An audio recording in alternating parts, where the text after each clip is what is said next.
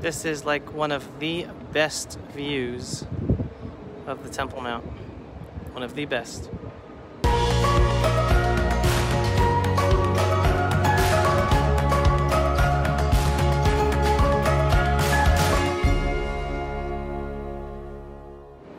Where am I? I am on the rooftop of the Eish HaTorah building. Yeah, so there's the Temple Mount. There's the western wall of the Temple Mount. And we'll get to that in a second. Here we go. That is the area of the Muslim quarter of the Old City. This is the area of the Jewish quarter of the Old City. All right, and here we are.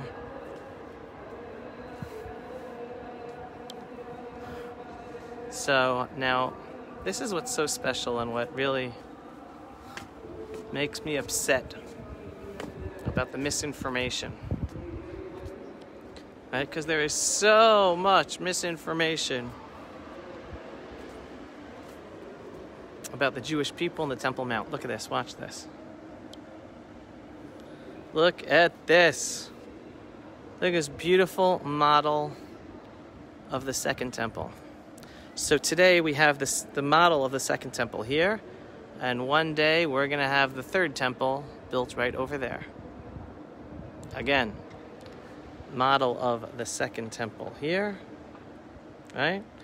And one day, please God, we're going to have the Third Temple built right over there on the Temple Mount.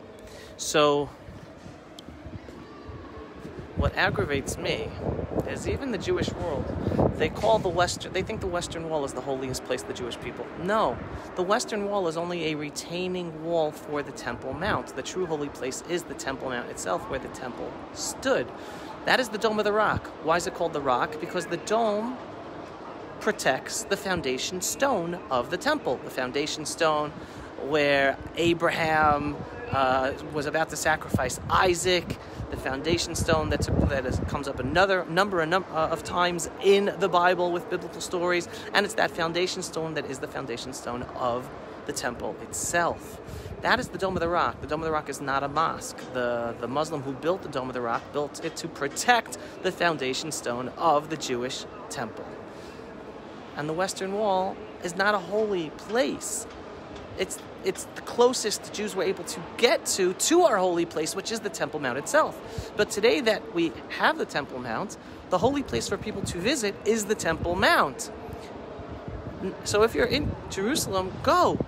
Follow the Jewish laws of purity in order to be able to go up and visit the Temple Mount and walk on the Temple Mount properly according to Jewish law, because there are laws. It is the holiest place in the world for the Jewish people. And it's because of that holiness we have to treat it differently. We have to treat it specially. We have special laws that we have to be pure before we go up, and where we're allowed to walk, because only the priests are allowed in certain areas on the Temple Mount itself, and not everybody. So learn the laws, but if you come to Jerusalem, contact me. Let's go up to the Temple Mount. That is the true holy place of the Jewish people. The Western Wall was only the closest place Jews were allowed to visit, as close as we couldn't get to the Temple Mount. So that's the misinformation that is important to get out for everyone to learn. And one day, please God, we will rebuild the temple, and we will see the rebuilt temple, because again, that golden dome was a placeholder built by a Muslim. I forgot his name was, built by a Muslim to protect the foundation stone of the Temple Mount in order for the Jews to come back and rebuild the Third Temple. So it will happen one day. I hope it happens before Sunday, before Saturday night, so that we don't have to fast.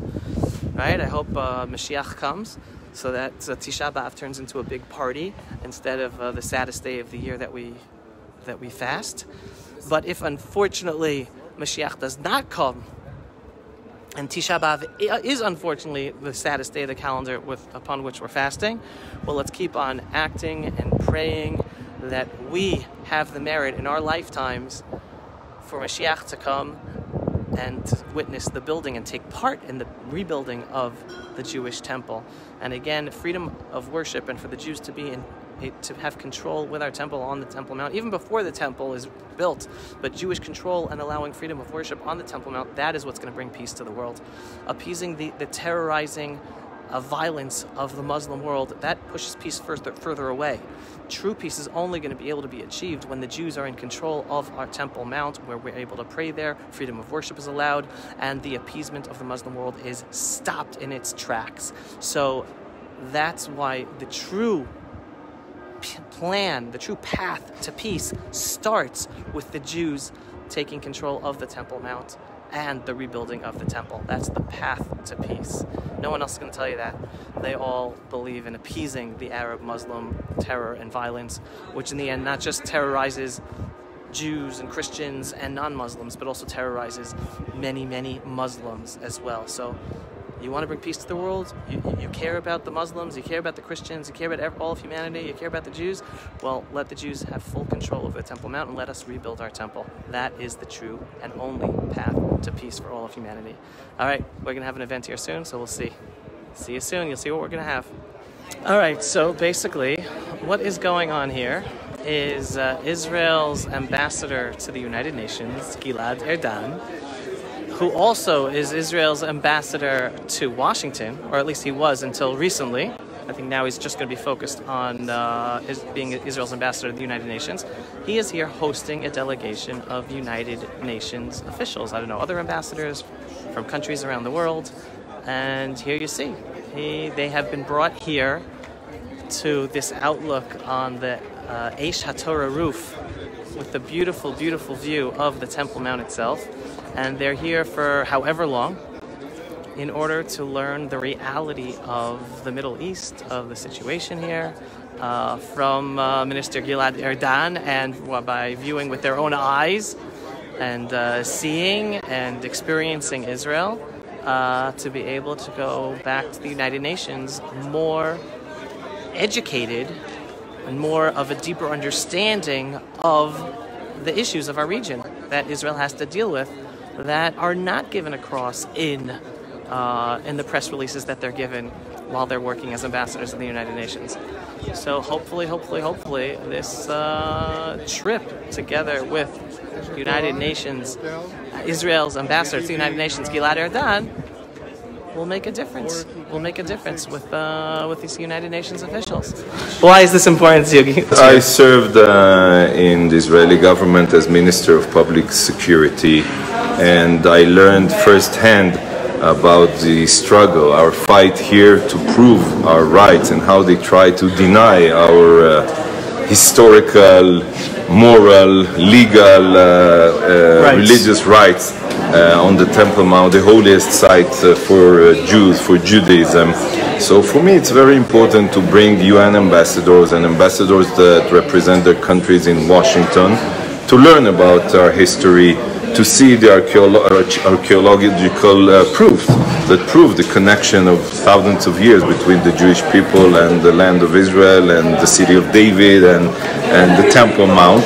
And I'm sure that after visiting here, it will be easier for them to support our cause on the world stage at the UN. Well, as a representative of the Jewish people and the State of Israel, thank you for all the amazing and important work you're doing for all of us. It's my honor. Thank you very much. And Shabbat Shalom. Shabbat Shalom. All right, there you go. Israel's ambassador to the United Nations. Important words. Thanks everyone for watching. Make the world a better place. Spread the truth. Share the truth about the Jewish people in the land of Israel. We are here to stay. Don't let anyone tell you lies otherwise. We are here a blessing to all of humanity by being in our homeland. And this is the most important message for Jews. Don't let people get you down about your Jewish identity, about doubting your support for Israel. God has a purpose for us. Our purpose is to be in the land of Israel for the benefit of humanity. Just look at all the good things the Jewish people are doing for humanity by being in our homeland. We are a blessing. Don't be embarrassed about your Jewish identity. Don't be embarrassed about the state of Israel. Search for the truth.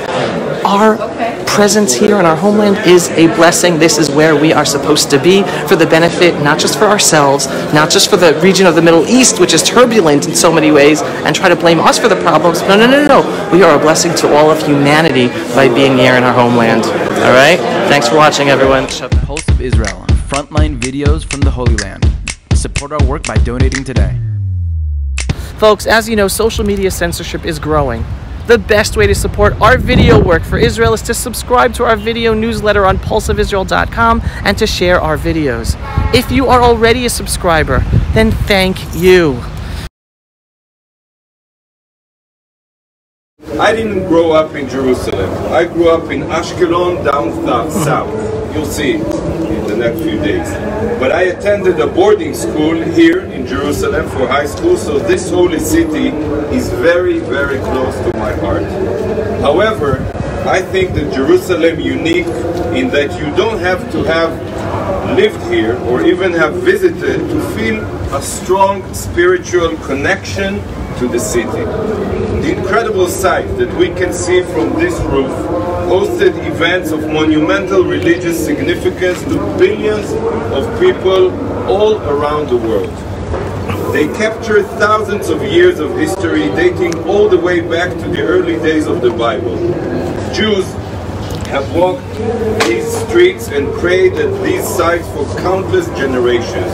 It is truly, truly amazing.